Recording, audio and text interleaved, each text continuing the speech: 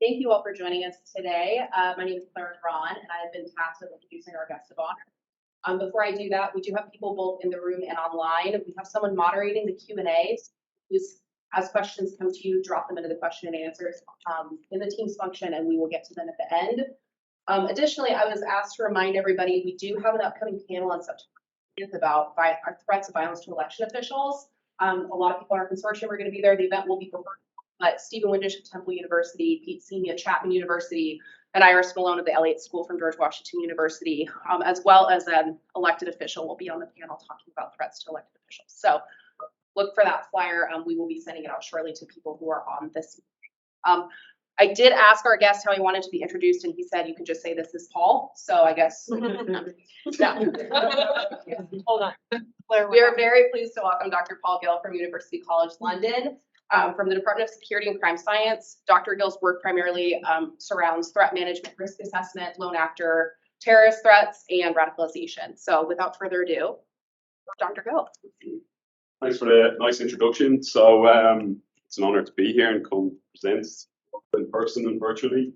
The question for this talk is, what is a risk factor for violent extremism? It's kind of a question that has obsessed me and my research team over the last 12 years. And usually with obsessions, it's because it's something that you went and pursued and wanted to sort of do. I fell into it completely by accident. So as you might tell from my strange accent, which has definitely gotten stranger over the last few years during lockdowns and not having to do this type of interaction, I'm from Ireland, and I wanted to do my PhD on this behavioral science explanations for the Northern Ireland conflict, because I felt that there was something that quantitative social science could tell us about that conflict that had been missing in the sort of dominant historical political science type explanations that were out there. My supervisor said, don't study Northern Ireland, you'll never get a job. And that was enough for me to pivot.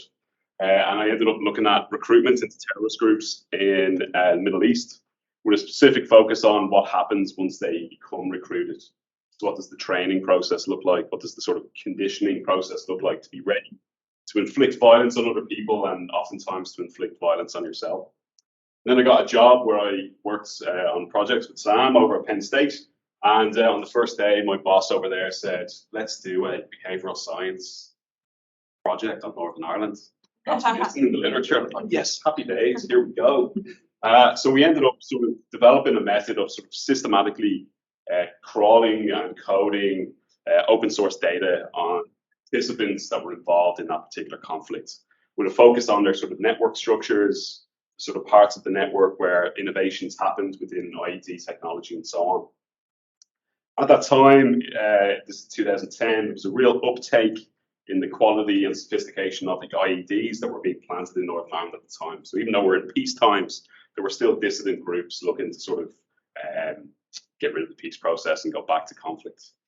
And because of the topic that we were doing, we were invited to do a lot of talks for practitioner audiences on our kind of emerging findings. And we were eventually invited away for a week away with all of these practitioners from 9 different security policing agencies in the UK and the United States, where they identified a number of topics where they felt they wanted more research to be done. And I let all the senior academics choose the topics they wanted to do a 1-year project on, and I just went over to the lone actor terrorism thing because all the senior guys left it alone. And my thinking at the time was, I'll do this for a year, and then I'll go back and do Northern Ireland and finish that project. And that was 12 years ago, and we still haven't quite got around to doing it yet, right? Because every time we sort of do a 1 or 2 year project and try to cover what we mean, what we think is the answer to that question, it just throws up more questions and more sort of methodological challenges. So that's kind of why we're pursuing it to the nth degree. It's been fun. And parts of our research has kind of fed into very different parts of UK counterterrorism. Some of our research has directly led into kind of early upstage triage, where the initial referrals come into the system. UK counterterrorism system gets around about 7,000 referrals every single year that they need to sort of prioritize with very finite amounts of information. So what are the early indicators we need to be looking at to sort of say, here can we can put our very finite resources towards that X percentage of cases. And that the research has fed into right the way through to recidivism, where the sort of extremism risk guidelines, risk assessment instruments has incorporated some of our work about sort of risk of recidivism once these terrorism act offenders go into prison and come out. So just about every phase of it, our work sort of touched upon it in some particular kind of way. And I'm going to walk you through the kind of different challenges that we've had over the last 12 years. Because the questions that have been posed to us by practitioners have changed over the course. The kind of questions and critiques that we get from the academic side of it has also changed and made us kind of pivot and look at the problem in slightly different ways. So the very first problem we had 12 years ago was just counting the prevalence rates of risk factors. There was very, very little research, if any. There was no research that was sort of systematic in terms of looking at the perpetrators' backgrounds information. What did they do? How did they get to that point? You know, are criminal histories important? Well, how often do these guys have criminal histories? So it's just basically putting a number beside all of these kind of different risk factors. That was the sort of first initial challenge. What research was available out there on lone actors at the time was largely focused on your kind of big Ted Kaczynski's, McVeigh's kind of famous examples, but how much of them were like an exemplar of your average lone actor, or were they just kind of complete outliers? So our challenge was to sort of crawl for as many lone actors that were out there in kind of Western countries and code for how often those supposed risk factors were prevalent in their backgrounds and in their experiences. So the first thing was we had to get a long list of risk factors. Like, what are the risk factors that we need to count in the first place? So we very quickly sort of did not quite a systematic literature review, but certainly like a rapid evidence assessment, and went into the largely theoretical literature. And we could find about 170 different factors that people were hypothesizing as being important to the radicalization process, but nobody had sort of counted their incidence rate, how prevalent they were. That was a bit of a problem, having about 170 supposed risk factors, because we could only find like 120 lone actor terrorists. So when you've got way more risk factors than terrorists, you know there's something problematic going on within the literature.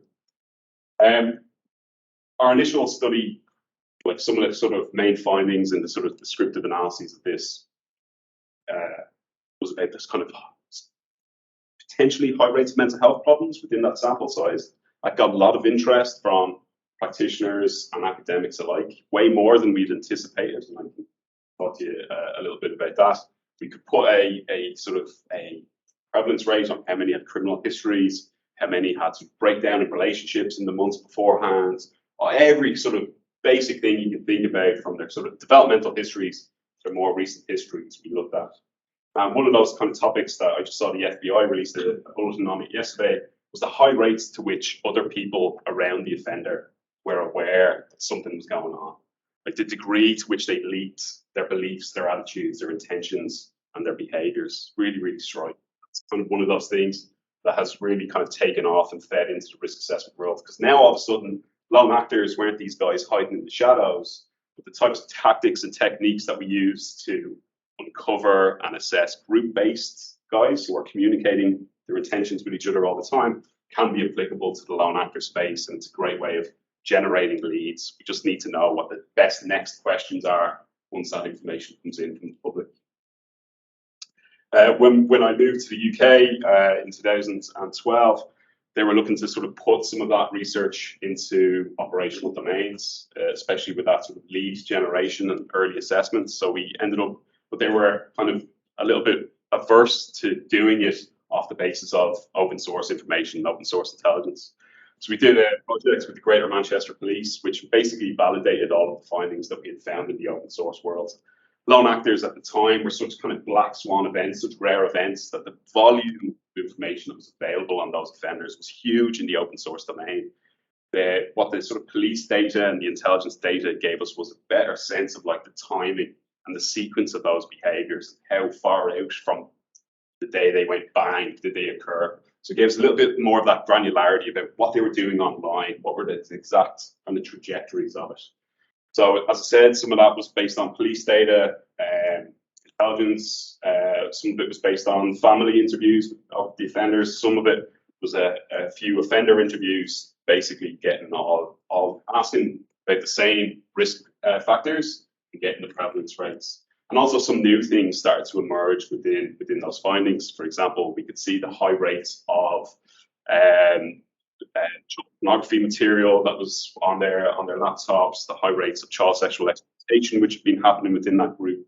So there was often, you know, other criminal offences also going on within their backgrounds, and potentially that's an alternative disruption. So a case might start off as a counter-terrorism investigation, but if the wealth of material on their computer could lead to a much easier conviction for a different problem, then let's just go with that and get like a longer sentence based on that harmful behaviour that they were engaging in. And so, you know, there's about 220 people in UK prisons right now convicted under Terrorism Act offences, but there are many, many more in prisons who started off as a counter-terrorism investigation, but their risk was passed to other elements of policing based on kind of wide range of criminal behaviours that were going on. I kind of have this presumption, and it's strange for somebody with a political science background, but often I think a lot of the stuff that is going on, how we manage and assess these guys, we need to look at them as violent criminals as opposed to getting overly carried away with their ideology and why they say they're doing it. Because there's a real, you know, giants of the field of violence risk assessment who've been doing work in that domain for a long time. We pull in a lot of the learning in that particular space. And usually, basically, what we can find from the open source and the closed source, that there's never sort of a single risk factor, right? If there was a terrorist attack tomorrow in Washington, D.C., people like myself will get phone calls from different media organizations, and they'll only ever want to talk about like one silver bullet explanation, right? They'll want to talk, you know, was he just a habitually violent offender, and this is the latest thing? Was he online radicalized? Was he mentally ill? You know, they'll all sort of have like a different strand that they pull on. And typically it's never like an either or. Typically like it's a crystallization, multiple risk factors that come together in space and time, get that person over the line, right? And so it's usually never just mental ill health. Usually there's a range of complex needs going on, bubbling away at that particular time. So if we're just seeking out those silver bullet explanations, we're going to find all of the wrong people. We often need to sort of think about kind of constellation, the network of different risk factors, and they are co-contributing towards that over the line. So that's where I thought we were just going to finish it and have the prevalence rates and then go back and do Northern Ireland and happy days. But then, you know, you sort of go in front of academic audiences and all of a sudden they ask really, you know, important questions. Well, like, you're selecting on your dependent variable. You're only describing the outcome of interest that you're interested in. You'll need some comparison groups to really get a sense of whether this is important or not, which is absolutely a valid thing. It just put me off working on Northern Ireland for a couple of years. So the first kind of comparison group that we, you know, there's lots of different comparison groups you can think about as you're working your way through. Like, what is the best comparison group to use against these guys? The first one that we looked at, and the kind of easiest and most intuitive to us, was looking at people who engaged in Terrorism Act offences as well, but did so as part of a co-offending group, right? So like group-based terrorists, people who offended in some form of command and control structure. And one of our things that we were really interested in was in the mental health side of it, because it looked quite big to us from the lone actor data, whereas most of the research at that time, most of the theoretical positionings was mental health has no role. You won't see any kind of mental ill health within these samples. First time somebody collected data on it systematically, it looked quite huge. So is that like a lone offender thing, or is it also in group-based terrorists? So we built a similar, you know, a data set that was matched on ideological categories and some demographic categories. And we found that, yeah, the rates of diagnosed mental disorders within our lone actors was like 14 times greater than what we could find in our equivalent group-based terrorists. So it was much, much higher, much more present within our lone offenders. When you dip into the wider criminological research that compares lone offenders to group offenders across a wide range of crimes, burglary, sexual offending, homicide, it's basically one of those findings that just pops up time and time again. Lone offenders generally tend to be significantly older and significantly greater rates of mental health disorders. So in, you know, that's the sort of first example that we'll give, but in many things that we find over the course of this presentation, results that hold true for terrorism also hold true for a wide range of other violent crimes in terms of who the perpetrators are, what the risk factors are. We then did a piece of work for 2 years for the National Institute of Justice, where we collected data on people who conducted really similar types of violence to our lone actor terrorists. So they conducted acts of mass violence in public places, ostensibly against strangers. You know, they were victimized because they were there at the situation at that time. So essentially we were comparing them with mass murderers. So people who killed 4 or more people in a 24-hour basis, absent of a overarching political, social, religious cause. Right? So much more so personally aggrieved, grievance-fueled kind of violence. And essentially the risk factors were essentially the same. They were the same kind of pool of people with the same pool of complex needs and criminogenic and psychological risk factors. There was very, very little that distinguished these two types of offenders. And really most of the differences played out when we looked at their attack-related behaviors. So mass murderers were conducting violence in the types of places where they hang out doing their routine activities. At their school, at their workplace, close to where they, did their weekend entertainment, all that type of stuff. So they were familiar with those scenes and locations. And as part of that, they might have, absorbed some information around potential security weaknesses and the opportunities afforded to them by that particular site. With lone actor terrorists, because generally there tends to be something associated with their political, social, religious cause, why they chose that location, they might not be personally familiar with it. So it necessitates them traveling to the site ahead of time, doing hostile reconnaissance, actively looking for CCTV and all that type of stuff. So really the differences started to play out once it came to the attack planning phase. In terms of risk factors, in terms of who they were, basically the same kind of people, same pool of people. So we look at it through a public health lens. If I walk in here and my immune system is down and you all have the flu, I'm probably going to catch the flu. If I walk in here with my immune system down and you all have COVID, definitely catching COVID, right?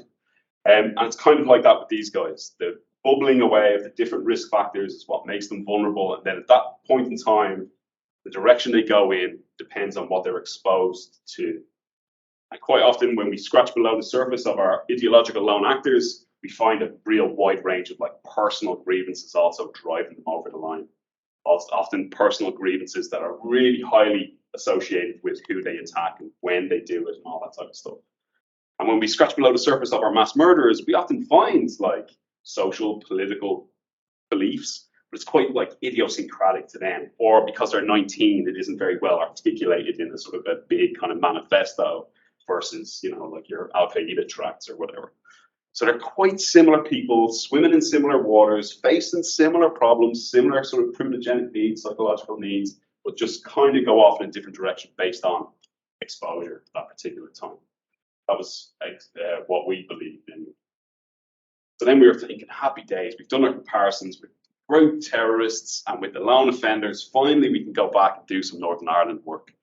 Then all of a sudden, we started, presenting to academic audiences, and obviously they made a really good point.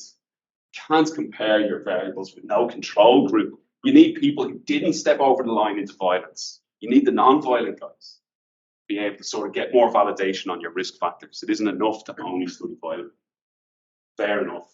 We'll go and try and figure this out. Figuring out what your ideal control group looks like took a lot of thinking. How do you collect that type of data? How do you grab non-violent people? How do you know they wouldn't have been violent otherwise? Do we sample from extremist forums and grab people that sort of make a lot of noise? But how do we get to identify them? All the sort of technical, ethical challenges that kind of come with that. So what seemed like a very simple question sort of led to a lot of work. One of the things that we could do fairly quickly was pull on epidemiological studies of big population studies that looked at the general rates of mental health disorders diagnosed within Western societies, because that is like a big field of research. So we could pull down from the meta-analyses and systematic reviews and compare those rates to the rates we had within our own data to compare the general population. What we found is that, in our kind of solo offenders, either our mass murderers or our lone actor terrorists, there were significantly greater rates of mental health disorders diagnosed versus what you'd expect to find in the general population. The general population, it's really, really common. It's 1 in 4. They're mass murderers, lone actors. It's kind of pushing up beyond 40, 50%. And then as the sort of more offenders kind of get involved in our sort of different samples, kind of lower rates of mental health disorders we generally tend to find within those samples. Obviously, talking about mental health disorders as if they're all the same is not a good idea. So we started comparing like specific diagnoses to see what is generally tends to be more common in these offender samples than the general population. With our lone actors, we found significantly greater rates of things like schizophrenia, delusional disorder, autism spectrum, significantly lower rates of things like depression, anxiety, sleep disorders. And that throws up a whole heap of other questions. So that was our lone actor sample. These are people who crossed over the thresholds and either planned to commit or did commit an act of violence. We also have fairly similar data from the channel cohorts in the UK. These are people that are sort of in the early stages of being vulnerable to radicalization, or at the early stages of like looking at radicalizing material, and are sort of having those kind of early upstream interventions. And we've got data on about 2,500 to 3,000 of those. We find in that sample as well, like significantly higher rates of psychotic disorders and autism than you'd expect to find in the general population if it was just like a random sampling. But in the channel population, we find significantly greater rates of depression and anxiety, whereas with our violent offenders, it was significantly lower rates, right? So there's something going on there where we need to be really specific about the risk that we need to articulate what risk we're interested in, because which risk or protective factors come into play will differ depending on their sort of journey towards violent extremism. What we see in our case studies of those who have clinical depression in their background is that in their sort of, when they're in their throes of their worst ill health, they're doing a lot of ideating, they're quite heavily socially isolated at home, online, radicalizing. And then it was kind of after getting medicated that the risk went up substantially. They went from spending all that time ideating to then going and feeling they had the self-efficacy to go and do something about it. So there's a thing here where some factors might be a risk factor for radicalization, but might actually inhibit them going on to actually go on and do the violence at the end of the day. We see this quite often in the study of suicide. The sort of real risk of suicide in amongst sort of clinical depression is in the immediate aftermath of getting the medication. After spending all that time ideating, then all of a sudden there's a feeling of self-efficacy, being able to do it. And it looks to be quite similar in what we find in this particular thing. Like myself and Sam were talking this morning about like red team exercises, and like I went on a red team exercise over in the UK. Being an anxious person is not good for terrorist attack planning, because like you will not feel that you'll be able to do it, right? Like you will feel that all eyes are on you and you're never going to get away with it, right? The anxiety will debilitate your ability to sort of feel that you're going to be able to sort of change the world with a single terrorist attack. So these factors can play differential roles depending on what sort of risk you're trying to specify. So then we could have that mental health. We did a lot of work on mental health stuff, and I personally like hate the findings that we've got on mental health disorders, but it just throws up a lot of questions. We end up having to do more work on it to try and articulate it better. This to me was more interesting. We dipped into the wider kind of risk assessment, violent risk assessment world, and nobody had tried to develop like population base rates for how often all of these kind of risk factors developed. Like, there was none of those kind of epidemiological studies that tried to articulate how often these things that are really important for risk assessment happen on average in the general population. So we trialed a number of different ways of trying to get people to tell us really sensitive details about their life in an ethical way that they could feel, that their anonymity would be kept. And we compared these different survey methods to each other, and we could talk at length about it. But essentially, we settled upon a particular technique, which was like an online questionnaire, which was like direct reporting, sampling people that had been engaged heavily with that online pool. So they had a lot of trust in the system, essentially. And we asked them a wide range of questions about their background experience, their early years, their potential exposure to online extremism online. We got responses from over 2,000 people. What we found in that particular study was all the risk factors that that are seen as the big 8, essentially in general violence risk assessments. So previous criminal history, substance abuse, undue psychological distress, deviant peers, and a few others. I'll pull them in for you later on. It's just too early in the morning. Were all things that differentiate. They were all much higher within our violent offenders versus within the base rate population, right? So we could validate it and say, well, against this control group of non-offenders, we find much higher rates of these kind of big risk factors within our terrorist populations. But what we did find in our base rate population was like lots of people experienced lots of psychological distress, lots of kind of awful life circumstances, but then who didn't transition into criminal offending or engagement with violent extremism. Quite often what we found with those people in those surveys was kind of they had a buffer of a number of protective factors that were sort of suppressing the kind of harmful impact of experiencing those risk factors. You had people who were reporting, positive social relationships, close peer networks, close family networks, sort of a goal and an orientation in life that they valued, and all these kind of positive things had the effect of dampening the potential harmful effect of risk factors. I think that was a big problem that we made in the first few years, that when we were only measuring risk factors, we were only seeing risk, and it wasn't really helping feed into potential intervention strategies, which are often the protective factors and things you kind of try and toggle with to get yourself out of these problems. So it really kind of brought home to us that, we can't do Northern Ireland work this year. We're going to have to do some more protective factors. It all seems obvious now beyond fact, but at the time it didn't. So doing these general population surveys really interested us because we could get data quite quickly at scale and do the types of modeling that the sort of smaller offender samples didn't allow us to do. They could give us a better understanding of the kind of functional roles that some of these risk factors play. Not just that they're present and present in greater number. What is the sort of functional role they're playing towards that kind of end outcome? How are they playing alongside all of these other risk factors? Okay, so we try and measure radicalization in different studies in kind of slightly different ways. And as we go through these next few slides, you'll see one of these four or two of these four things kind of lit up in red. And that's basically the measure of radicalization that we use in that particular thing. Each of these are slightly different. So I believe that Guinness is good for me. My attitude is I should consume as much of it as possible. My intention is to go and find a basement bar later on in Omaha and do. And then my behavior will see me make a complete disgrace of myself in front of colleagues who I don't really know, right? They're all slightly different things, right? And there might be different parts of me that might help explain each of those pieces of the puzzle. So maybe I have that belief because of the streets I'm from. I get, overrun with propaganda from Guinness telling me it's good for me, right? So maybe there's something about the situation where I'm from that helps explain my belief system. Maybe my attitude is down to my cognitive deficits. I'm going to go along with this, right?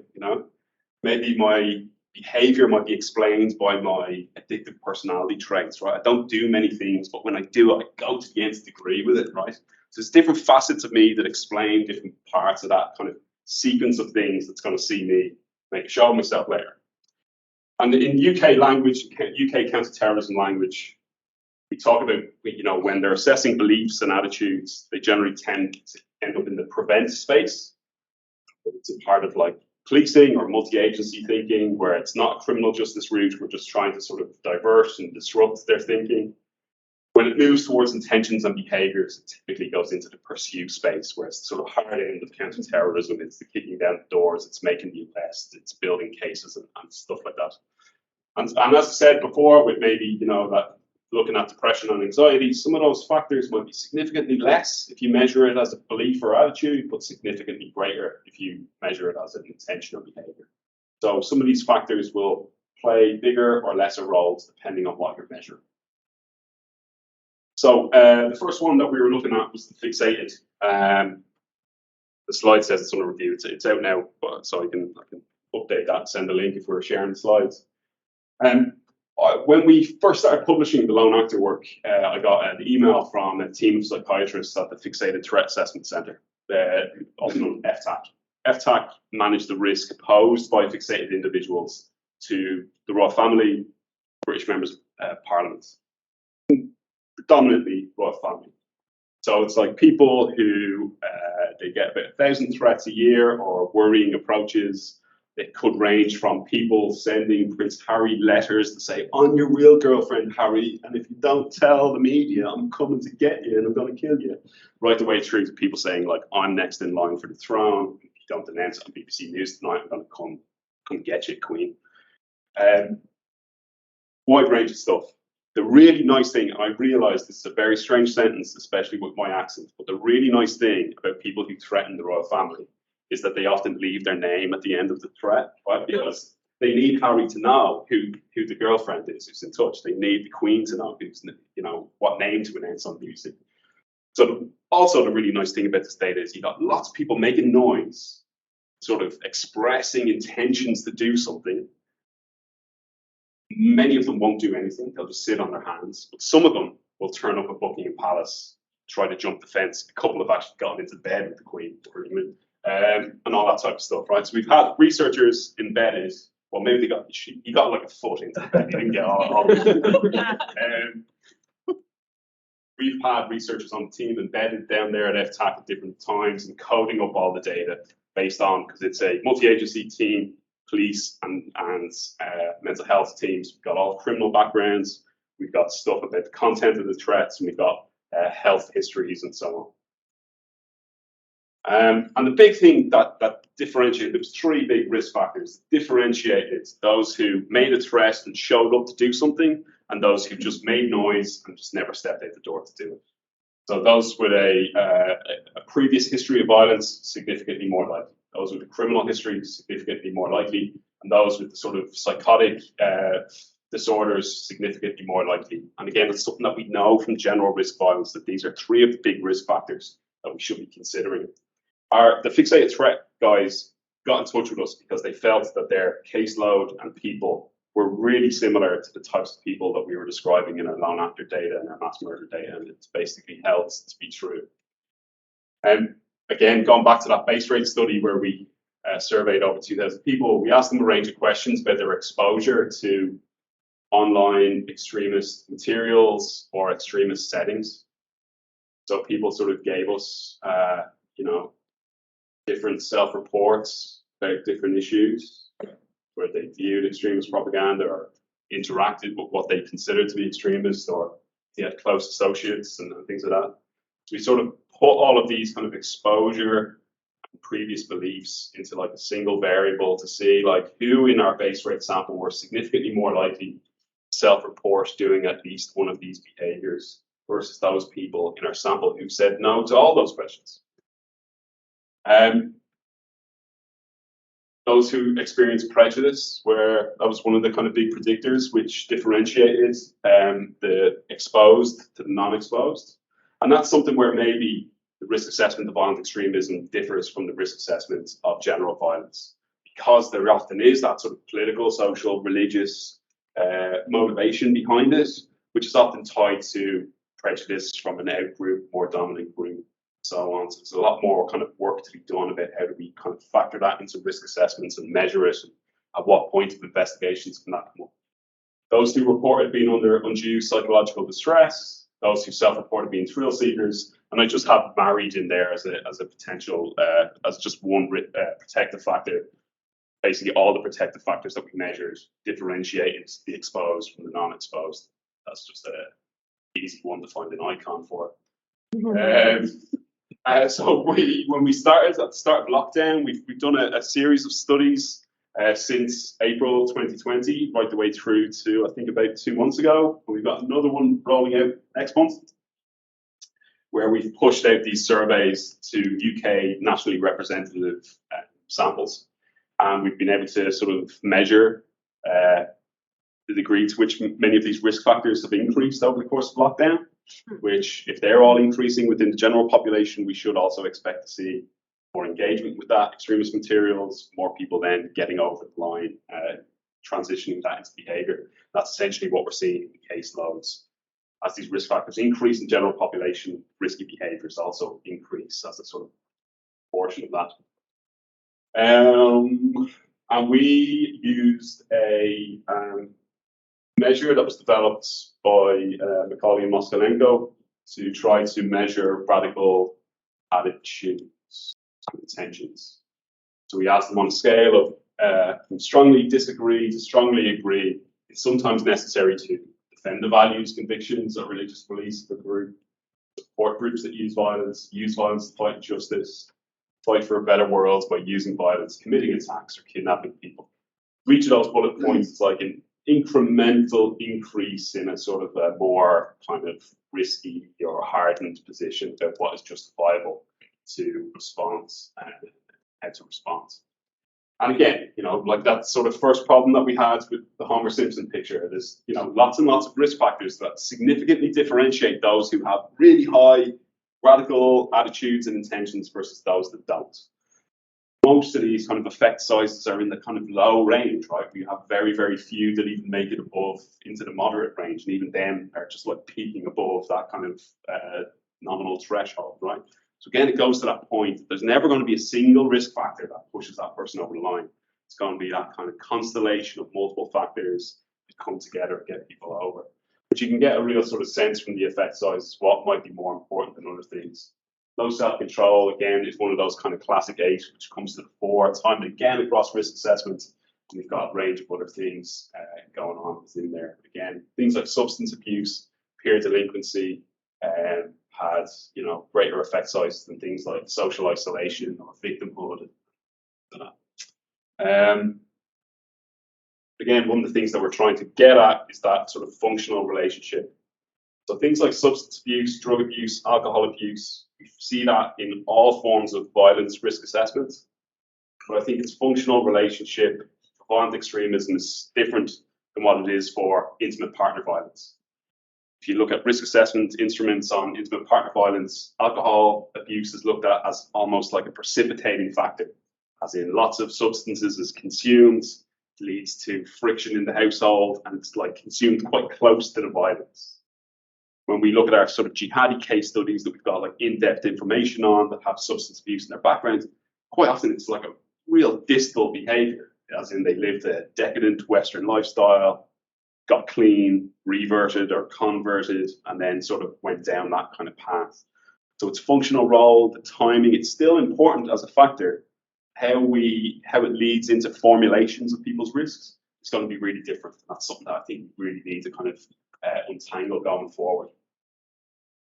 So essentially, it comes down to perfect storms. How do we try to model these perfect storms, and how can we model them in a social scientifically kind of vigorous, rigorous way, but also write it up in such a way that it's useful for anybody to engage in risk assessments. It's not necessarily easy. I think in some ways, some of the science that we're doing here is now going beyond what they're doing in violence risk assessment, because that kind of the lack of data that's been available to us made us kind of pivot and look around for other kind of methodological techniques. Whereas in violence risk assessment, they've got tons of data, so it's always just logistic regressions and just that sort of same stuff over and over and over again. So again, we can't hammer this home hard enough, right? Like most of the time, I remember when we were doing work in the UK with police, and a referral would come in like 10, 12 years ago, and their first question was like, is he mad or is he bad?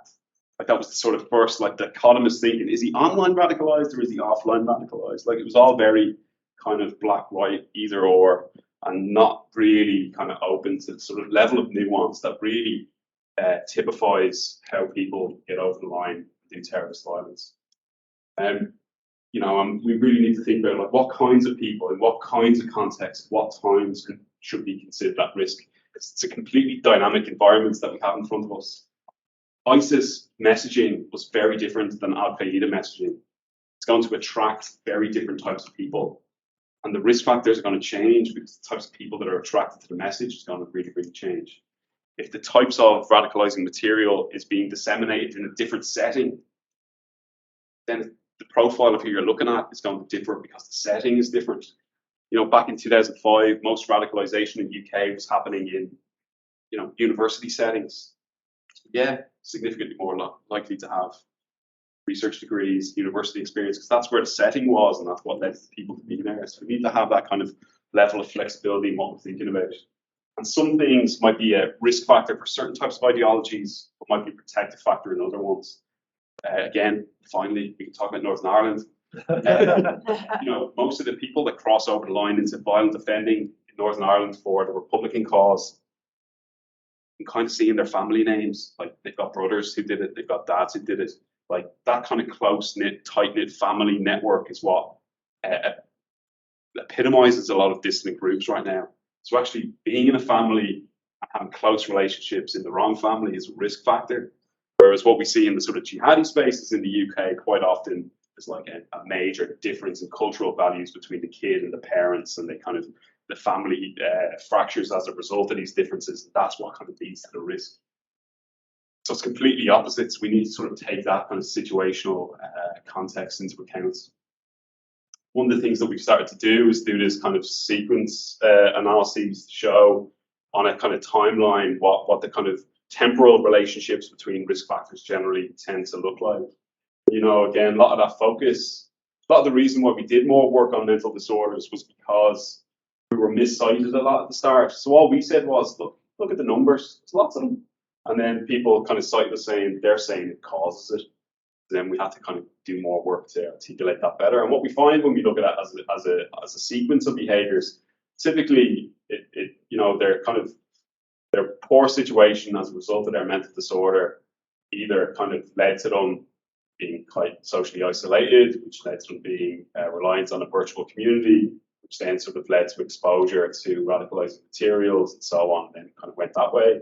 For others, the mental disorder kind of quite often led to like emotion changes, which then led to them kind of becoming quite aggrieved, fixated on a single topic, which then also was related to talking about their intentions, their beliefs, their attitudes, or, you know, engaging with radicalizing materials and then going there.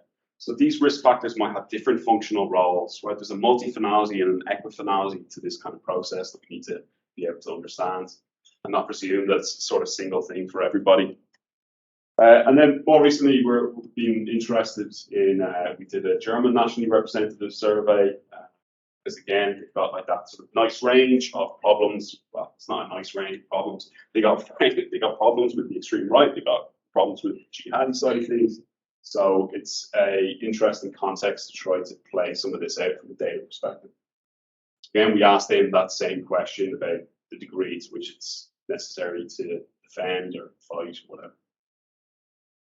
With some structural equation modeling, we can see again some of the kind of functional roles some of this factor plays. So, you know, the greater degree to which the individual reported a wide range of strains and psychological distress and, you know, unemployment and so on, the sort of greater the range of that, there was a moderate relationship, then more likely they were going to self-report, being on the edges of society and feeling a high degree of anonymity. Again, also the degree to which that they felt collective strains, so their dominant social identity was on the margins, that also had a relationship. The effect sizes are really, really different between the two, showing that much of it is much more related to their own individual perceptions of themselves. And, you know, the more likely they were to report those kind of strains, more significantly more likely they were to report cynicism about police, government institutions, all that type of stuff. You might see some of that kind of playing out when people are talking about sort of January 6th and other issues to do with that, a kind of high degree to which people are now cynical about kind of government institutions. That there, coupled with the high degree of legal cynicism, coupled with exposure to extremist peers, which again, online radicalizations have amplified the degree, the ease with which you can find people with other similar views. It's quite a strong relationship between those two things, which then might lead into significantly greater violent extremist intentions. Low self-control by itself is sufficient. You don't need those kind of strains to get there. Just low self-control by itself might be a sufficient condition to be able to sort of get out, hang out with deviant peers, express those beliefs and attitudes. So again, there's multiple different ways that people can get to that kind of end point. So next steps, it's not studying Northern Ireland anyway. We are doing much more work on the presence to the relevance. So we started this problem 12 years ago, where problem with the practitioners from their side of it was there's a couple of good case studies, but we need bigger numbers and a better sense of what the general average one looks like.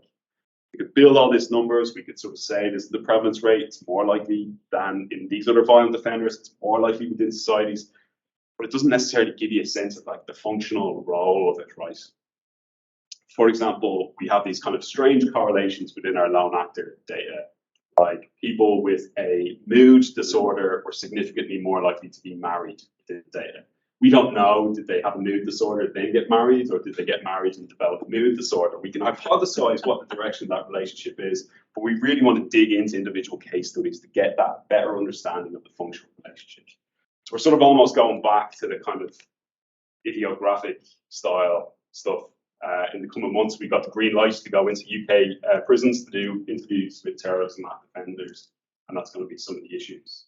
So a lot of work needing to be done on protective factors. I think it's a sort of low-hanging fruit for people to really zone in on in this area and become leading experts in it. I think there's very little high-quality work across most of risk assessment around protective factors, and I think whoever nails it first in radicalization is onto an absolute winner.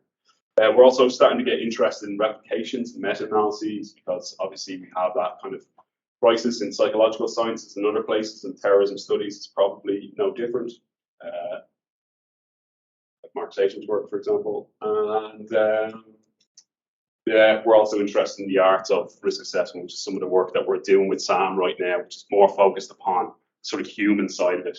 So less about the kind of validation of risk factors, and then actually looking at what does it look like in practice, what are the kind of implementation burdens, what's the sort of data sharing problems, what is the potentially positive impact of training and so on, how can we help build process, outcome, value for money evaluations and all this type of stuff. And then ultimately, how can we help all that scientific research which identifies risk factors, how can we help that lead to better formulations of risk? How can we help formulations make the best possible interventions? Radicalization is really highly individualized, and the treatments to counter it need to be equally individualized in many cases. So thanks very much. Hopefully I'll get back in a few years and we can talk about Northern Ireland, but I'm not. Thank you.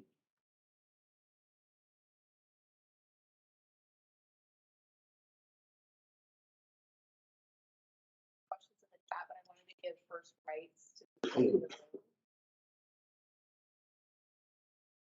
Well, I have lots of questions, but I want to sort of come back to one of touched on. It's one of the things that we struggle with at the center, which will occur. And folks will reach out and say, well, why did this happen?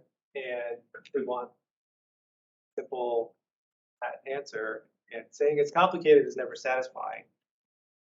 What do you do when you're faced with that? And have you had success with conveying that sense of there's not a simple answer, it's complicated, here are some ways to think about that? Because it's necessary, but it's really hard because that person wants the quick response. So yeah, I mean, the sort of the media side of it is a really massive challenge. So you know, I did find myself kind of in these long conversations with journalists who'd call and try to sort of, you know, but then they'd get that like one sentence that pointed towards simplicity and drama and things like that. So typically what I tend to do now is ask them, send me your questions by email, and I'll only sort of send them stock responses. So I've got basically responses saved over the years from different emails, and then just cut and paste them in as and when necessary. And then they can do with it what they want. If they don't want to go down and sort of touch upon the nuance, then, you know, fair enough. Like they've got pressing deadlines, they've got all that type of stuff. But yeah, I try to avoid the kind of phone conversations essentially, and that helps me have a little bit more control over the narratives that I'm trying to push out. And it kind of will come down to individual journalists and the outlets that they're working for. There'll be many that I'll just push away based on who the outlet is, you know, and give them a list of names. And I'm happy for those guys to have their names in that places and the work to be bastardized, but I just won't be getting it. I don't need it that much. The practitioners, so you talked about some of the police officers that you worked with. Have you been able to get them on board understanding some of the nuance? Is that just a relationship with you? You work with them enough over the years, they start to trust you? And yeah, it's a bit of that sort of relationship building, network building over time. But I think, you know, like one of the funny things that I found with the lone actor, the mental health disorder, the kind of high prevalence rates, like many academics were like, oh shit, I did them, sorry. And it's very different, you know, it's not what I was expecting to see based on what the theoretical literature was. But there's a lot of practitioners going, yeah, about time when he's caught up to this, because like this is our caseload. So I think like a lot of the stuff, certainly in the UK, they do a lot of work where they bring people together as networks. There's a lot of like best practice dissemination, a lot of that sort of career professional development training, and you can see the sort of degree of sophistication, the nuance that they put into their risk assessments versus 10, 12 years ago, where it was really simple, like is he mad or is he bad? There's a lot more kind of open ears about it. Yeah, for sure. Yep. Speaking of, you said mad or is he bad? Is he, and one you have, is it online? Is it offline? And initially, a lot of this work was pointing, it seems like the online community is almost being this proxy for failed social relationships, turning to an alternative community to fulfill roles that weren't happening within their physical lives, right? Thinking about, we're doing a lot of work on the metaverse and sort of what that looks like. Do you still view online engagement in that same way? Is it still this sort of natural proxy for disengagement, or is it becoming something else, and that online activity and engagement is actually not necessarily a substitute, just another? Sorry, can I jump in? Can you repeat back the question? Apparently the people online are having a hard time hearing from the audience. Okay, yeah. So it was a question around online, offline, radicalization, Shifts in that technology. and the shifts in technology and things like that. So yeah, so I suppose, the online footprint of many of these kind of terrorism act offenders that we look at differs from case to case to case. The sustenance that they get from the online spaces can hugely differ. For some it is filling a gap in social relations. For some it is about getting the radicalizing materials. For some it's about learning how to make a bomb. So very different kind of footprints. Quite often what we find from the sequence analyses is that it's almost like these guys do a stock take of like, what do I have in my real world around me right now? And then I'll fill in the gaps with the online space. So if I've got lots of mates who are kind of deviant peers, radical attitudes and intentions, I don't necessarily need to go and spend a lot of time on extremist forums because I'm getting that sustenance in my real space. But maybe none of them know how to make something go bang. So that's what I need to be finding in the online space. And we had a very sort of dramatic example of this in the UK, where this guy, was heavily socially isolated, and like that example you said, kind of found all that sustenance and the camaraderie and all that sort of violent extremists in the online space. Physically, he did all of the hostile reconnaissance. He planned out a whole attack, really sophisticated kind of risk terrain map of Oxford Street. Noting which areas of the road were more busy at what times of the day, which paths, which curves could he get the mount of the vehicle with, where could he like get the miles per hour. The other affordances didn't have in his real life. He couldn't drive a car, and that's a problem if you're trying to do a vehicle attack. So he went online trying to find the driver and found an undercover MI5 agent. So that's sort of a silly example, but it's typically what we find in our things is that like, first of all, it's the stock take. What do I have here? And then the online space fills that gap. But quite often, we've done, colleagues of ours have done work in Denmark where that kind of, there's a real blurred line between is this online or is it offline, where there's kind of a group of deviant peers who are very highly radical, sharing videos and watching it together. So it's more of this kind of on-life type dynamic that's more increasingly happening. And the metaverse will just sort of completely break those lines even greater again. So on that note of online radicalization, you said that you were studying rates of people seeking radicalizing information online during COVID lockdown. Yeah.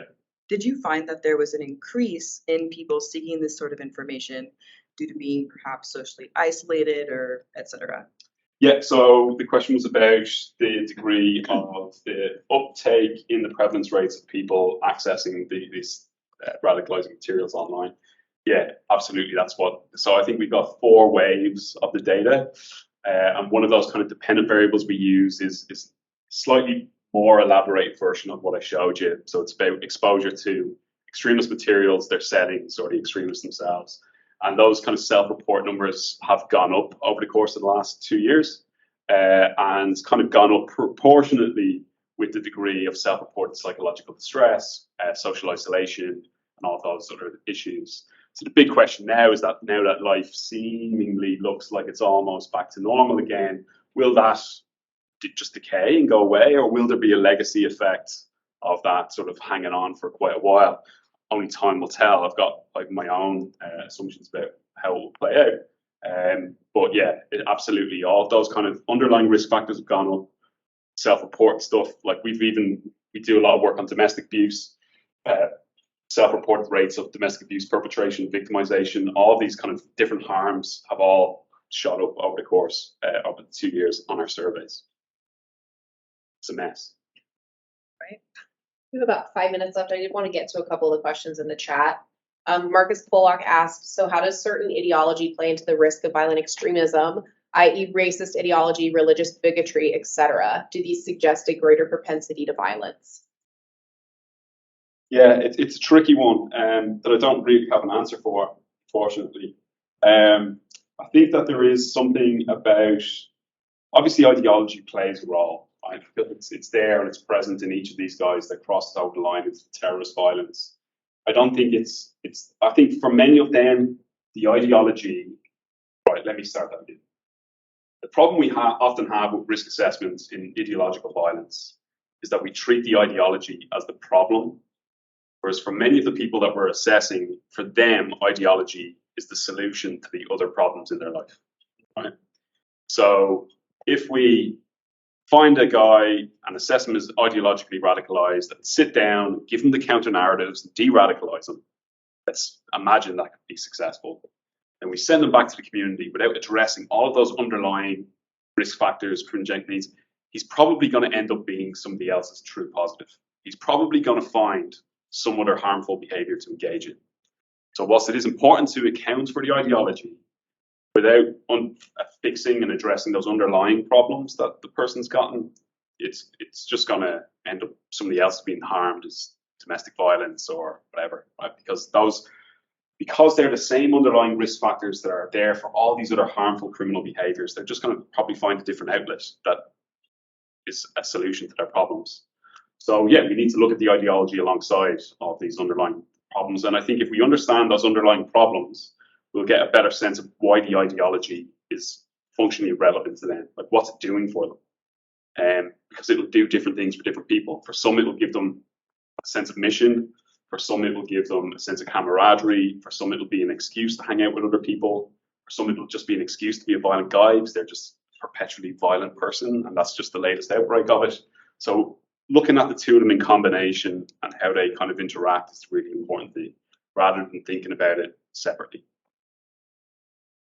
Steven Sandrowski asked, is there success rates for interventions that have been used to either deter the individuals from acting or addressing the underlying risks?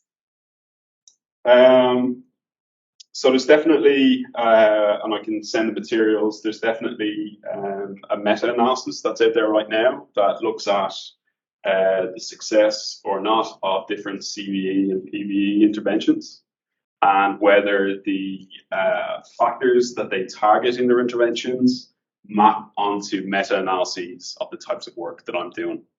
So whether they're addressing and attacking the right risk and protective factors. So it's either just out or it's coming out. But it was Michael Wolfowitz who worked with us for a year who undertook that work. So I can get that link and send it around. So yeah, it's out there. I just don't know the numbers off my head.